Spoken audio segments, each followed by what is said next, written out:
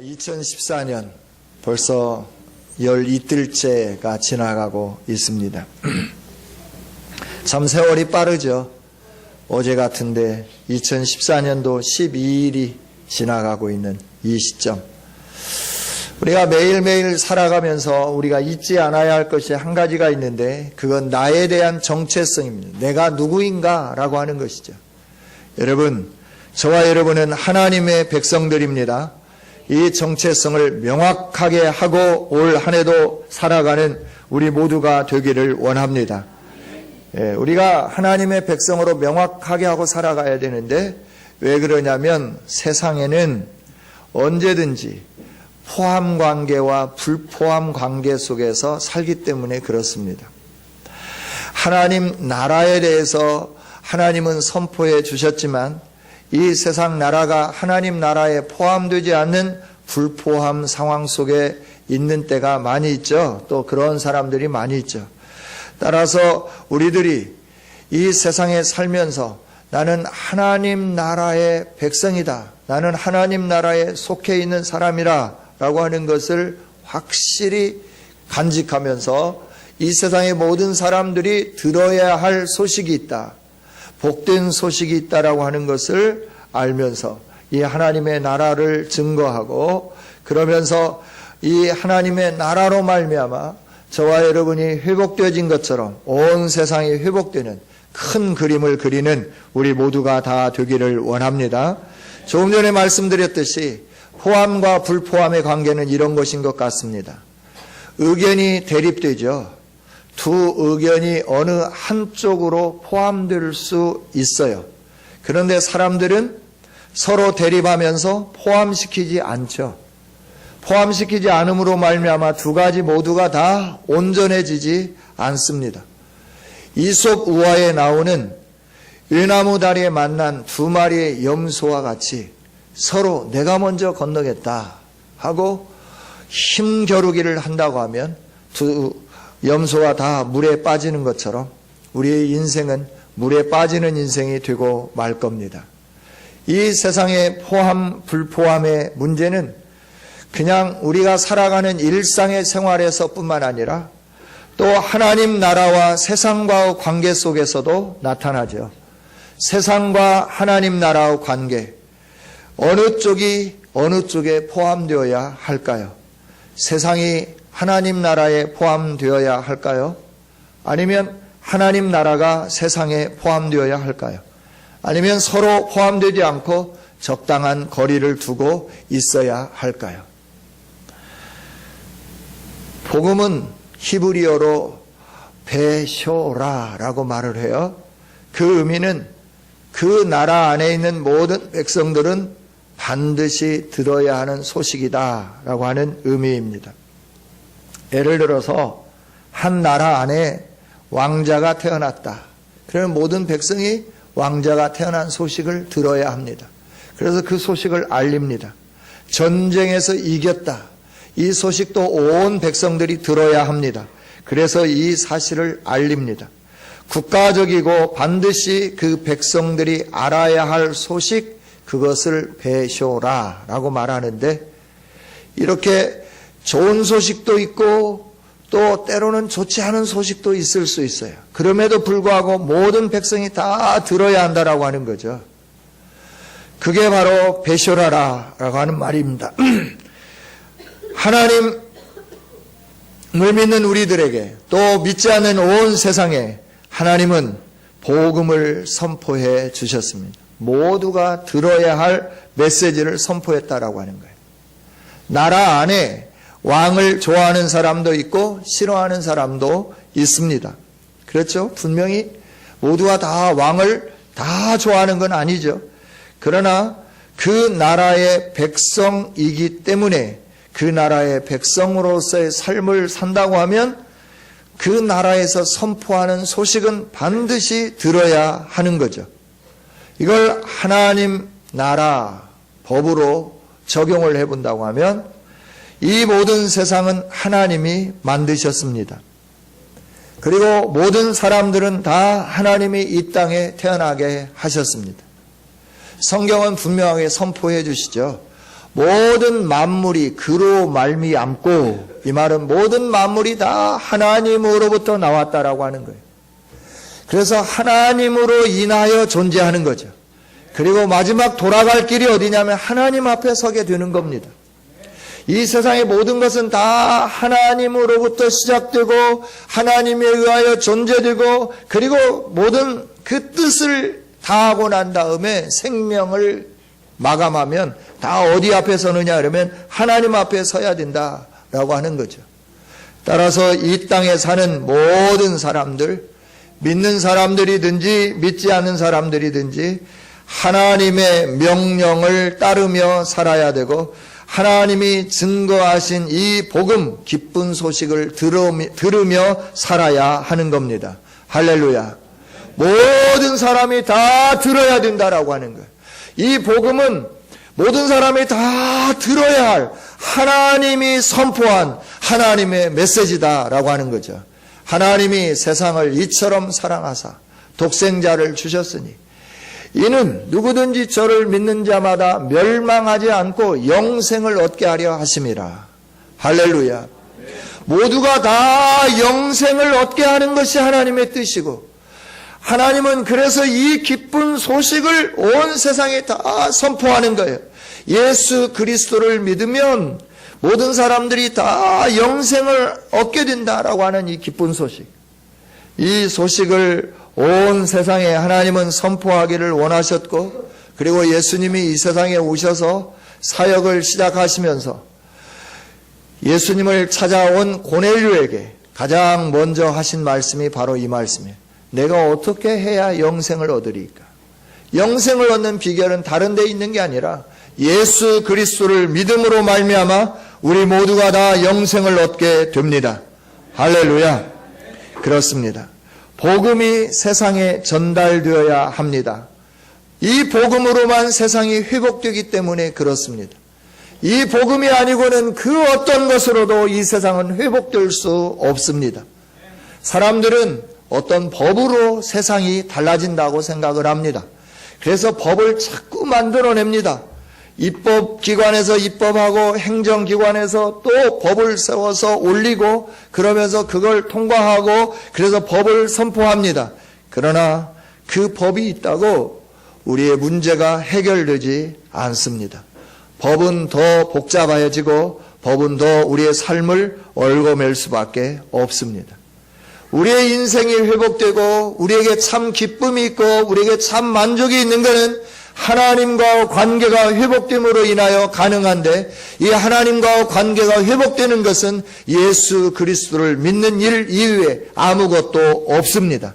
그래서 예수 그리스도를 믿어야만 저와 여러분이 하나님과 관계가 회복되고 우리의 인생이 형통해지며 하나님이 함께 해주심으로 말미암아 평탄한 삶을 살아가게 됩니다. 따라서 이 복음, 예수 그리스도를 믿어야 산다고 하는 이 복음은 우리들이 분명히 선포해야 할 소식이고, 또 우리가 이 복음 안에서 새로워졌음을 알고 내가 하나님의 백성임을 분명히 믿으면서 내가 복음 안에서 사는 이 아름다움이 계속되어야 하는 겁니다. 할렐루야. 그렇습니다. 복음이 세상에 전달되어야 하는 근본적인 이유들 가운데 첫 번째는 하나님이 존재하신다고 하는 것과 하나님이 살아계신다 하는 겁니다. 세상 사람들은 이 말을 믿지 않아요. 하나님이 살아계신다 하는 걸 믿지 않습니다. 그런데 뭔가에 의지하려고 하는 마음은 있어요. 그래서 돌 앞에도 절을 합니다. 산당을 세워 놓습니다. 깊은 산속에 가보면 바위 굴이 있는데 그 굴 안에 들어가 보면 뭔가를 거기에다 가져다 놓고 빌었던 흔적이 있어요. 물을 떠다 놓은 그릇이 있고, 그리고 초를 켰던 촛농이 떨어져 있는 것을 보게 됩니다. 하나님이 계신다고 하는 사실을 사람들이 믿으려고 하지는 않지만 뭔가 우리 인간보다 더 큰 힘을 가지고 우리를 도와줄 어떤 존재가 있다고 하는 막연한 그 어떤 마음을 가지고, 그래서 돌에게 절하고 자연에게 절하고 바다에 절하고 바람에 절하고 나무에 절하고, 그리고 그 나무가 지켜주는 것처럼 생각을 하고 있다 하는 겁니다. 그러나 하나님은 존재해 계십니다. 사람들이 믿든지 믿지 않든지 하나님은 존재해 계십니다. 그 하나님은 살아계신 하나님이십니다. 어떠한 진리들은 눈으로 드러나서 쉽게 알 수 있지만 어떤 진리는 눈에 보이지 않기 때문에, 느끼지 못하기 때문에 알기가 어려운 부분들이 있어요. 이게 하나님에 대한 겁니다. 우리가 살고 있는 이 자연, 저절로 생겨났을까요? 그리고 저절로 스스로의 법칙을 갖게 되었을까요? 지구는 좌전하는데, 스스로 도는데, 팽이처럼 도는데 얼만큼 도느냐 그러면 1시간에 1600km로 돌아요. 1600km를 가는 속도로 돈다라고 하는 거예요. 이게 어지러울까요? 어지럽지 않을까요? 여러분 롤러코스터 타보셨나요? 이거 청룡열차 타보셨나요? 어떠시던가요? 아니 그냥 이거 놀이터에 가면 이거 뭐예요 이게? 바이킹, 예, 바이킹 타보셨나요? 이거 몇 번이나 옮길 것 같아요 이거. 1분에 얼마나 왔다 갔다 할 것 같아요? 예? 1분에 많이 해야 몇 번이나 될까요? 그런데 사람들이 어떻게 해요? 와. 제가 아이들에게 속아가지고 하나도 안 무섭다고 그래서 바이킹을 한번 탔습니다. 처음에는 너무나 재밌었어요. 살살 움직이니까. 그래서 V자를 그리고 이렇게 했죠. 좀 더 속도가 올라가기 시작할 때, 야, 나 죽겠다! 그만 좀 내려줘라! 막 소리쳤어요. 앞을 못 보고 막 속에 들어가가지고. 얼마나 어지럽든지, 그 공포감이 얼마나 무섭든지. 이게 올라가야 얼마나 올라갈까요? 많이 올라가야 지가 뭐 높은 곳에서 한다고 해야 20m 올라갈까요? 거기서 왔다 갔다 하는데 정말 힘들더라고요. 그런데 지구가 1시간에 1600km 가는 속도로 돈다라고 하면, 비행기가 보통 공중에 올라가가지고 제트기류 편승해서 날아가는 그 속도가 1시간에 800km를 갑니다. 그런다고 하면 비행기가 최고 속도가 800km인데 지구는 그 2배로 돌고 있다라고 하는, 그 2배로. 뿐만 아니라 공전을 하는데 태양을 돌잖아요. 태양을 중심으로 이렇게 돌아가는데 이 도는 속도가 얼마나 되냐 그러면 시속 10만 킬로미터. 시속 10만 킬로. 뭐 1시간이면 어디쯤 갈까요? 네? 우리나라가 삼천리 반도잖아요. 그래 저 원주에서부터 목포 끝에까지 이 거리가 삼천리예요. 삼천리 반도 금수강산. 그러니까 1200km 정도 되겠죠. 아니 얼마나 되나요? 400km? 1200km 정도 되겠네요. 어찌됐든지 간에 이 지구가 공전하는데 10만 킬로미터로 비행기 속도의 125배로 지구가 날아가는 거예요. 도는 거예요. 어지럽나요? 안 어지러우시죠? 태양계는 지구보다도 8배 빠른 시속 80만 킬로로 돌아갑니다. 공전을 해요. 태양계 스스로가. 은하계는 시속 200만 킬로미터로 돈대요, 이게. 근데 이 은하계 안에는 별들이 얼마나 많이 있냐 그러면 1000억 개의 별이 있대요. 1000억 개의 별. 그래서 이 지구에서부터 은하계까지 가는데 빛의 속도로 얼마 걸리느냐 그러면 150억 광년. 150억 광년. 그래 눈 깜짝할 똑딱하면 빛의 속도가 지구를 7바퀴 반 돈다고 하잖아요. 그러니까 1시간이면 얼만큼 많이 돌까요? 그걸 150억 광년 정도 떨어진 곳에 은하계가 있는데 그 은하계의 속도는 지구보다도 더 빠른 비행기의 2500배의 속도로 자전하고 공존하고 그러면서 발광하고 반사하고 그러면서 그 빛을 우리에게 보여주는 거예요. 태양계 안에 달이 있고 화성이 있고 수성이 있고 목성이 있고 금성이 있고 지구가 있어요. 이 모든 것들이 다 자전하고 공전하는데 이게 부딪히지 않아요. 365일 아니 10년, 100년, 1000년, 억년, 몇억 광년을 살아도 이게 움직이는 속도가 정확해가지고 부딪히지 않고 살고 있다라고 하는 거예요. 도대체 이렇게 큰 우주 누가 만드셨을까요? 자연스럽게 생겼을까요? 그 법칙, 우주의 모든 법칙이 끌어당기는 힘과 멀리 떨어져 나가려고 하는 그 힘이 팽팽하게 정확하게 공존할 수 있도록 거기서 어느 쪽 한쪽 힘만 서로 약해져도 안으로 끌려 들어오든지 아니면 뛰쳐나가서 다른 데 가서 부딪히든지 그럴 건데 이걸 정확하게 붙잡고 있는 거예요. 우리가 이 세상에 살면서 교통법규가 있습니다. 신호등이 있고 속도 제한이 있습니다. 우리나라의 자동차 등록 대수가 2013년 9월 말 현재 1781만 대입니다. 그런데 매일매일 교통사고가 몇 건씩 나나요? 교통사고로 죽는 사람들이 얼마나 되나요? 뉴스에 나오지 않기 때문에 그렇지 사방에서 와장창 깨지고 부서지고 다치고 병원에 가고 삐뽀삐뽀하고 이 소리가 계속 들린다라고 하는 거예요. 1700만 2000만 대도 안 되는 2000만 대도 안 되는 자동차가 법규에 따라 움직이는데도 매 순간마다 사고가 나서 사람들이 다치고 죽고 수리해야 되고 이런 일들이 있는데 천억 개의 별도 더 되는 이 별들이 우주 안에 공존해 있으면서 자전하고 공전하면서 그 속도가 다 각기 다 다른데 어떤 거는 2500배로 어떤 거는 뭐 8배 정도로 이렇게 다 다르게 움직이는데 그게 정확하게 시간마다 맞춰서 돌아가고 있다라고 하는 거예요. 이걸 창조하신 분이 하나님이십니다. 할렐루야. 그 하나님은 지금도 살아계신 하나님이십니다.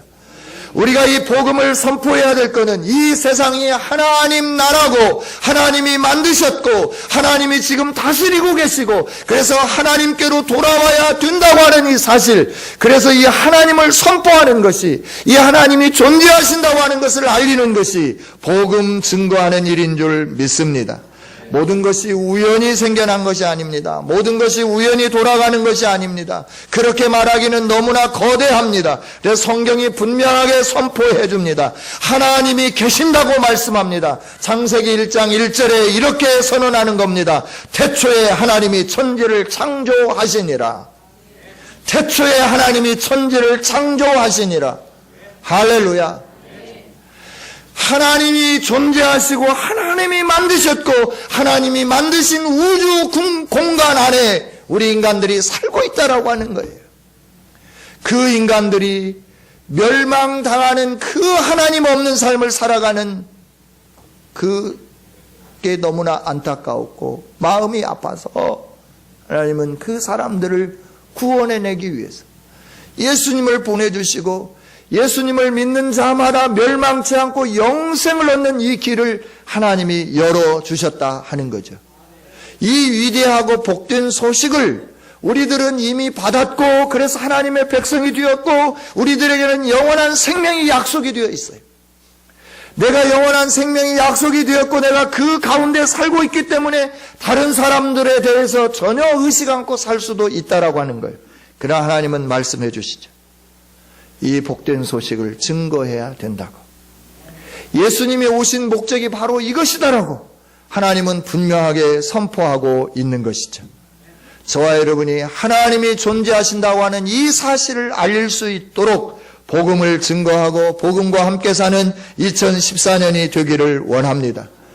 또 이 복음의 내용의 두 번째는 천국과 지옥이 있다라고 하는 거예요.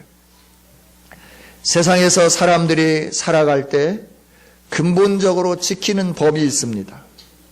그 법을 어긴 사람들을 악인이라고 말을 합니다. 이 악한 사람들은 벌을 받게 됩니다. 법을 잘 지키면서 선을 행하며 산 사람을 선인이라고 말하고 이 사람들에게는 상을 받게 해줍니다.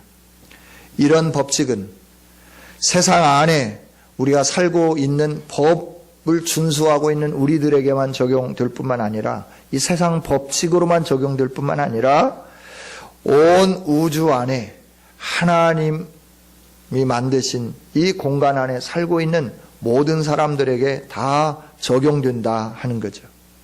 성경은 분명히 말씀을 합니다.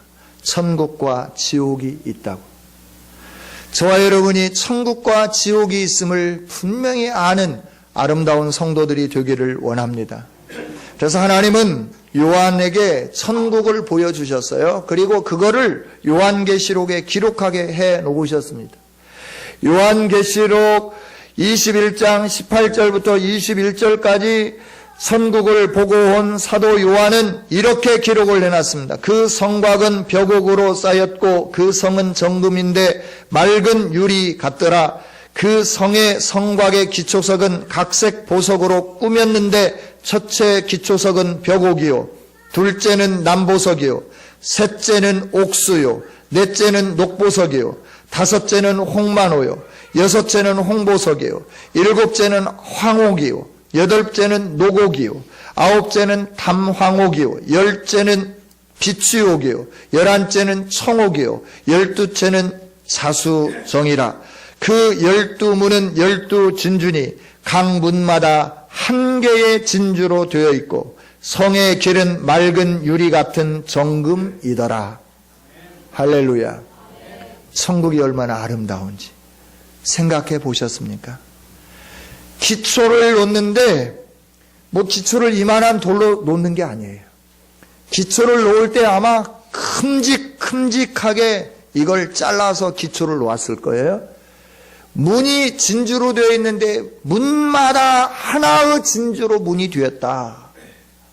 여러분, 진주가 얼마나 커야 문을 하나로 만들 수 있을까요? 이 세상에 이렇게 큰 진주 보셨나요? 값으로 환산할 수 있을까요? 천국은 이 진주문이 12개가 있대요. 그리고 성곽을 쌓는데 기초석이 12가지의 보석으로 기초를 놓는데 12가지로 놓았대요. 그리고 도로 포장을 했는데 황금으로 포장을 했는데 누리티티한 황금이 아니라 유리바다와 같은 그 성의 길은 맑은 유리와 같은 정금이더라. 맑은 유리와 같은 정금으로 쫙 도로가 깔려 있고 대문은 진주문으로 되어 있고 각 성곽은 기초석을 보석으로 12가지 보석으로 놓았다라고 하는 거예요. 이 천국에는 사망이 없고 애통함이 없고 곡함이 없고 질병이 없습니다. 그런데 지옥은 마가복음 9장 49절에 있는 말씀을 보면 불로써 소금을 치듯 하는 곳이 복음이라고 하는 겁니다. 이 말은 우리가 생선을 굽고 삼겹살을 구울 때 소금을 뿌리잖아요. 숯불구이 할 때. 그 소금을 뿌리면 어떻게 되나요?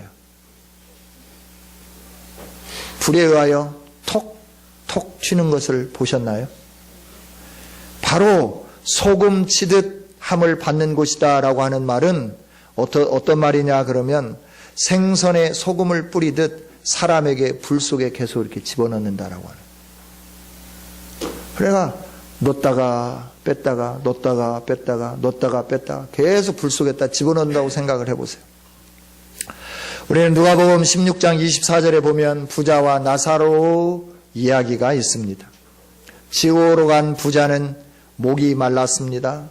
고통스러웠습니다. 그래서 하늘을 바라다 봤습니다. 아브라함 품에 안겨있는 나사로를 봤습니다. 그래서 그가 소리를 지릅니다.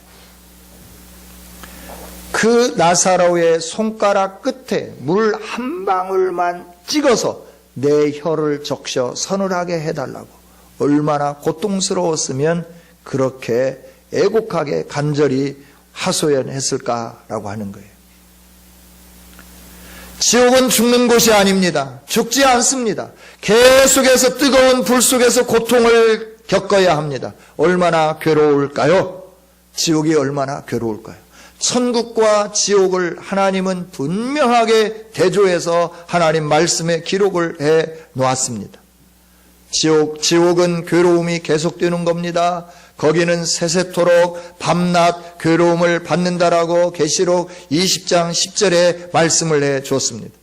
마태복음 25장 30절에는 지옥에서는 슬피 울며 이를 갈게 될 것이라고 말씀을 해 주셨습니다. 사람이 이를 가는 것과 혀를 깨문다는 말은 비슷한 말입니다. 사람이 고통스러우면 그 통증을 참기 위해서 이를 악뭅니다. 그래도 힘들면 혀를 깨뭅니다.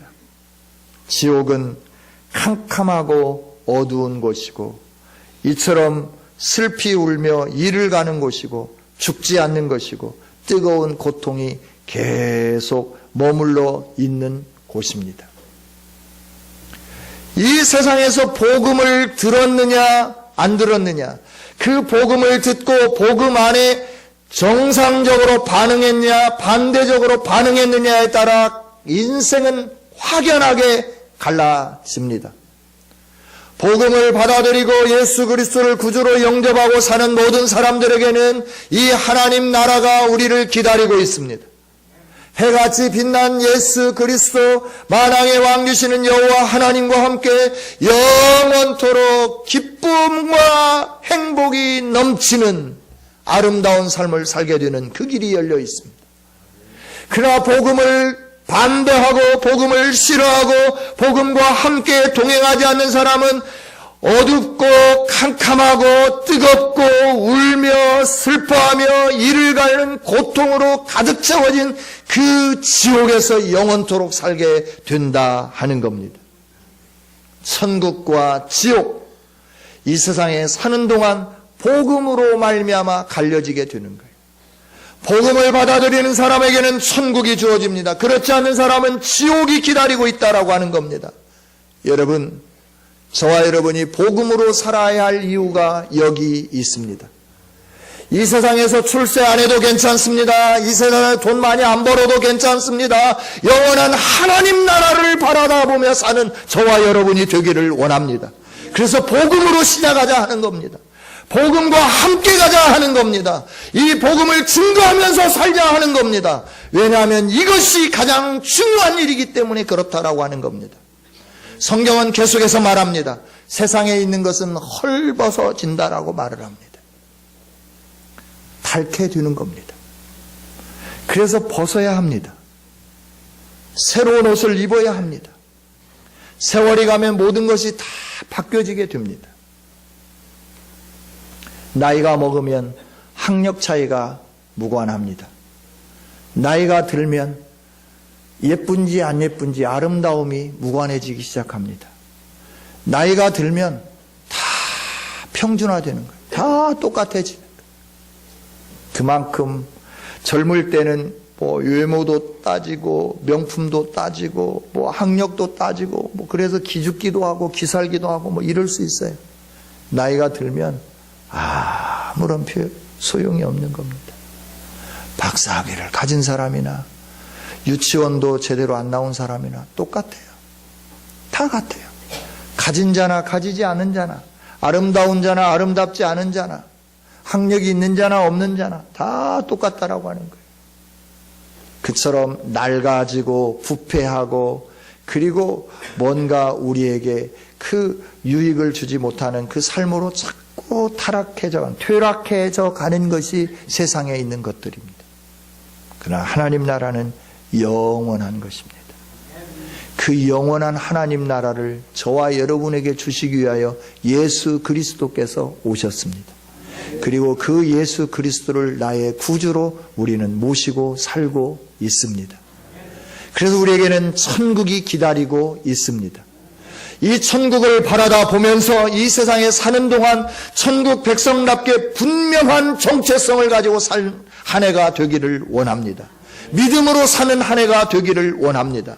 세상의 모든 건 다 없어질 건데 하나님 나라는 영원히 우리 안에 있을 것이고 존재할 것이고, 내가 학위가 없어도, 내가 돈을 많이 못 벌었어도, 내가 남들처럼 좋은 CEO가 못 됐을지라도 예수 그리스도를 분명히 믿는 그 믿음 안에서 살아간다고 하면 영원한 하나님 나라가 우리에게 주어질 뿐만 아니라 이 세상에 사는 동안에도 하나님이 동행해 주심으로 저와 여러분의 삶 속에 하나님의 평탄함과 하나님의 우리로 하여금 화평케 하는 은혜가 충만히 임하게 될 줄 믿습니다.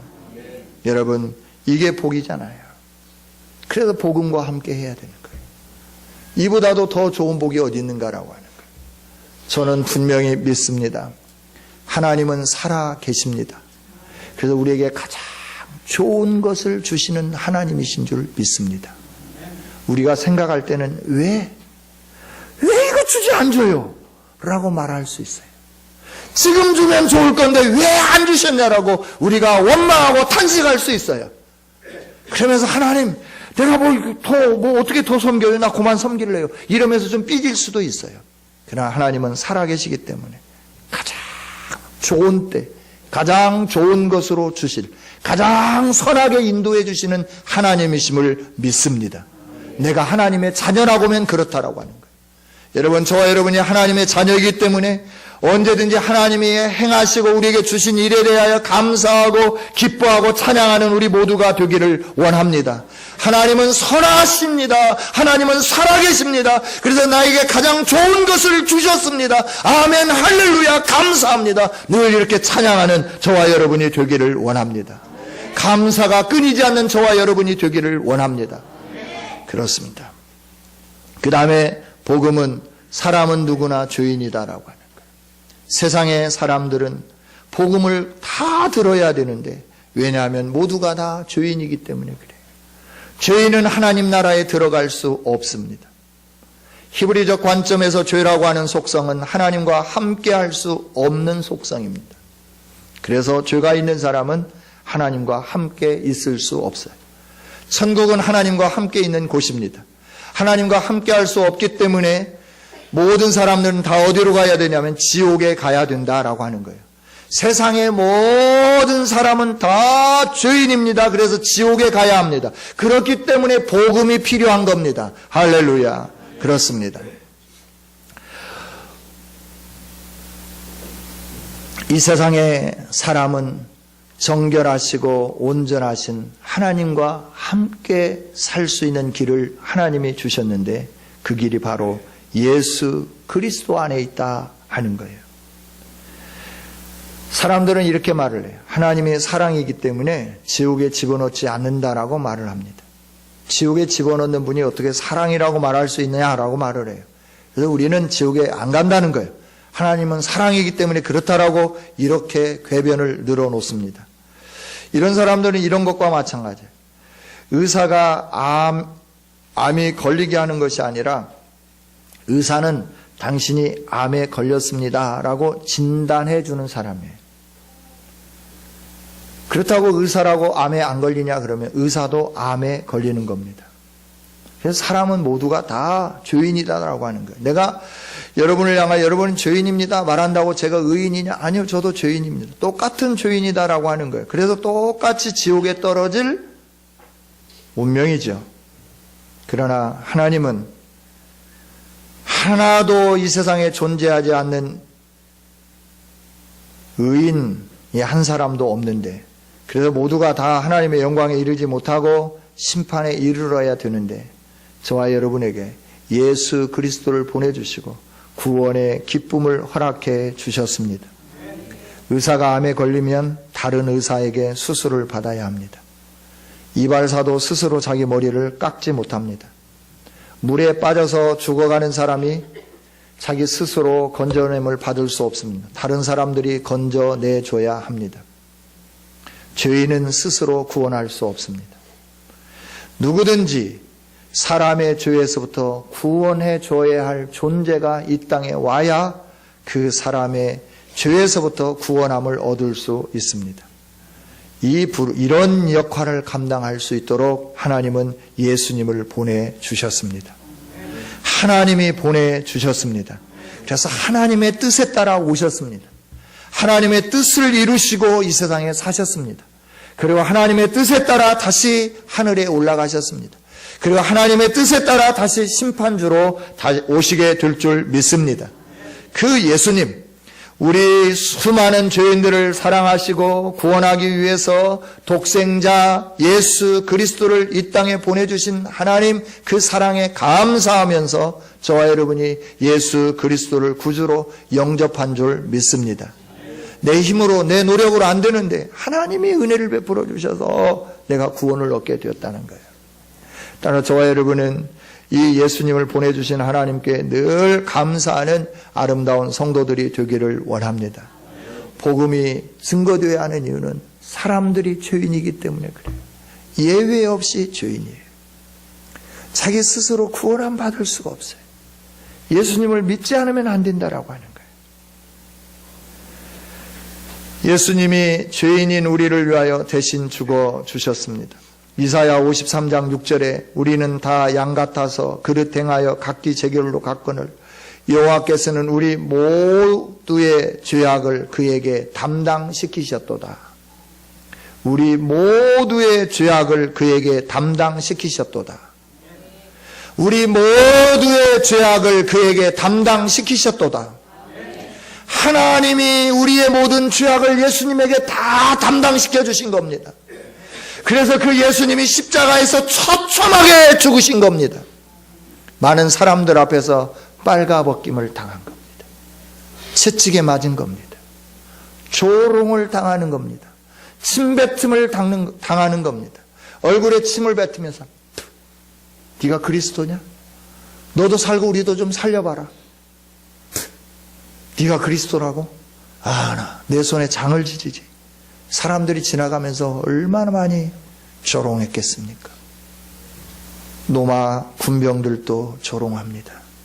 남은 구원했는데 자기는 구원하지 못하는가 봐. 지가 그리스도래. 여러분, 예수님이 그 길을 왜 가셔야 했나요? 예수님이 왜 그 십자가를 지셔야 했나요? 예수님이 왜 그 수치를 당해야 했나요? 예수님이 왜 그 모멸감을 당하셔야 했나요? 우리의 죄를 하나님이 그에게 담당시키셔서 우리의 죄악을 맑게 다 도말하시기 위하여 예수 그리스도께서 그 하나님의 뜻을 이루기 위하여 십자가에 높이 달린 줄 믿습니다.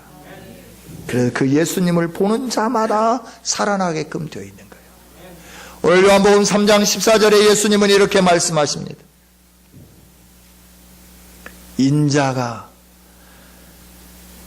모세가 뱀을 든 것처럼 내가 높이 들려야 한다. 이것을 위해서 왔다. 왜? 내가 높이 들려야 사람들이 구원함을 얻기 때문에 그렇다라고 하는 거예요. 믿고 영생을 얻게 하기 위해서 내가 높이 들려야 한다라고 이렇게 말씀을 해 주는 겁니다. 그래서 예수님은 오셔서 높이 장대에 달렸습니다. 그래서 오늘도 누구든지 그 장대에 달린 십자가에 달리신 예수 그리스도를 바라보기만 하면 우리의 영혼이 구원함을 얻고 영생을 얻고 치유되고 회복되는 은혜가 주어지는 줄 믿습니다. 요한복음 1장 12절은 이렇게 말씀합니다. 영접하는 자 곧 그 이름을 믿는 자들에게는 하나님의 자녀가 되는 권세를 주셨으니 할렐루야. 영접하는 자 그 이름을 믿는 자들에게는 하나님의 자녀가 되는 권세를 주셨다라고 하나님은 분명하게 선포해 주십니다. 예수님을 영접하면 영원히 멸망하는 지옥에 가는 대신에 영생하도록 기쁨과 평강 속에서 사는 천국에 이르게 되는 줄 믿습니다. 그래서 요한복음 3장 16절 다시 한번 읽기를 원합니다. 같이 한번 읽어보겠습니다. 시작. 세상을 이처럼 사랑하사 독생자를 주셨으니 이는 그를 믿는 자마다 멸망하지 않고 영생을 얻게 하려 하심이라. 아멘. 그를 믿는 자마다 멸망하지 않고 영생을 얻게 하려 하심이라. 우리에게 멸망하지 않고 영생을 얻게 하시기 위하여 예수님이 오셨고 십자가 지셨다라고 하는 거예요. 이 사실을 내가 믿어서 내가 영생을 얻었다고 하면 우리는 다른 사람에게도 이 복음을 증거해야 되지 않겠습니까? 예수님은 지금도 문 밖에 서서 우리의 마음의 문을 두드리고 계십니다. 너 정말 올 한 해 나와 함께 동행하겠냐? 동행하기를 원한다면 문을 좀 열어라. 그리고 너의 마음에 나를 너의 구주로 모셔드려라 라고 말씀하고 계시는 겁니다. 우리를 새로운 존재로 만들어 주실 줄 믿습니다. 우리에게 풍성함을 허락해 주실 줄 믿습니다. 예수님이 우리 안에 계시면 예수님이 우리와 함께 먹고 우리는 예수님과 함께 먹기 때문에 우리 안에 풍요로움이 있습니다. 기쁨이 있습니다. 행복이 있습니다. 만족이 있게 되는 줄 믿습니다. 성도 여러분, 2014년을 시작하여 열 이틀이 지났습니다. 한 해의 긴 여정이 시작되었고 365일 가운데 12일을 하고 있는 가운데 있습니다. 그 2014년 열 이틀을 소비해 가고 있는 저와 여러분이 예수님만을 나의 구주로 모시면서 사는 아름다운 삶을 살기를 원합니다. 내가 복음 안에서 명확히 하나님의 백성이 되었음을 깨닫고 그 정체성 속에 사는 우리 모두가 되기를 원합니다. 뿐만 아니라 이 복음을 매일매일 전파하며 사는 저와 여러분이 되기를 원합니다. 이 소식, 온 세상이 들어야 할 복된 소식이기 때문에 그렇습니다. 이 소식을 증거하면서 매일 십자가에 달리신 예수 그리스도를 바라다 보면서 치유와 회복과 평안과 기쁨과 형통함과 평탄함이 넘치는 2014년 복음으로 함께하며 복음으로 시작하고 복음으로 마치는 2014년 한 해가 되어주시기를 주님의 이름으로 축원합니다. 하나님 감사합니다.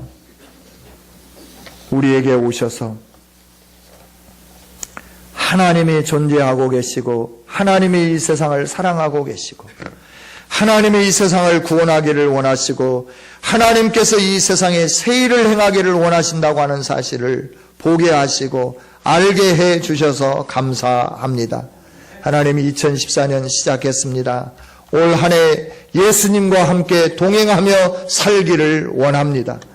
나를 지옥에서 천국으로 옮겨주신 그 예수님과 함께 살기를 원합니다.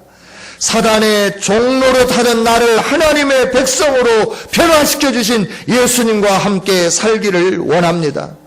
세상에 죄로 말미암아 고통과 슬픔과 또 아픔과 죽음과 이별과 이 여러 가지 것들이 주어졌는데 그리스도 예수 안에서 하나님의 백성으로 풍요와 회복과 치유와 모든 것을 허락해 주셨기에 예수님과 함께 동행하며 살기를 원합니다.